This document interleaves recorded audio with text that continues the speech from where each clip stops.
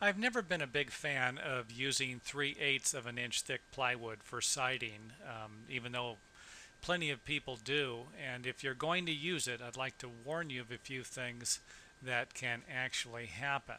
First off, this stuff can buckle, and you can see here the arrows pointing to a nice little hump in the wall, and you can see them throughout the entire area. Here's another one.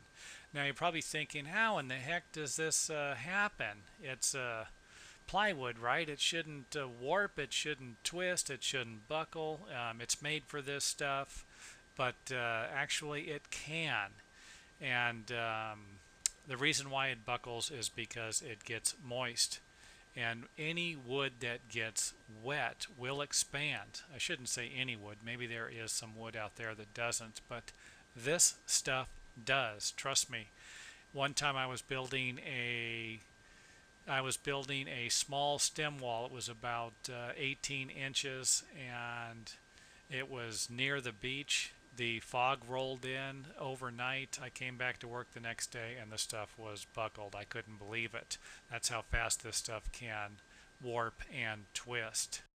Now let's take a look at the breaks where the plywood butts each other. It isn't uncommon to see something like this because the plywood, when it expands and buckles, it puts a lot of pressure on these areas and it will cause it to splinter, and it'll cause it, I've even seen this stuff just come off, pop off, and overlap because there's so much pressure, and it might not have been nailed properly. Actually seen it with finish nails, which they shouldn't have been using anyway. This seam isn't the only one that's bad. The next seam is also suffering. Looks like it is splintering. And like I said, this is 3/8 of an inch plywood. A lot of it comes with, it's a shiplap plywood, so it'll lap over the other edge.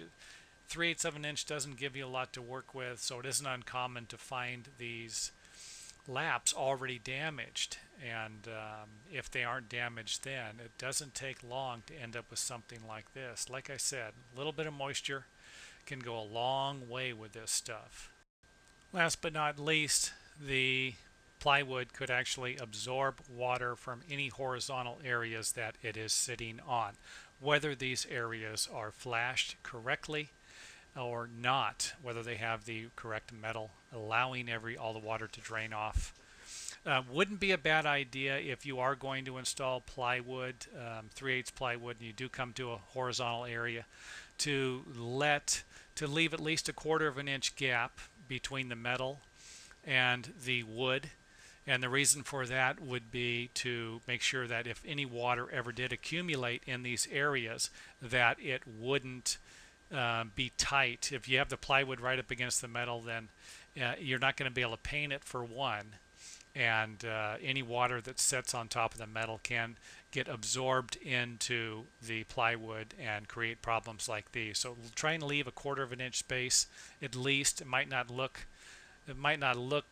great, especially in areas that are going to be highly visible, but it's practically the only way I can think of to keep these areas, to keep the plywood from absorbing any moisture that would sit in these areas into it. So there you have it. Not a big fan of 3/8 inch plywood. This is Plyson, we refer to it where I'm from, Southern California.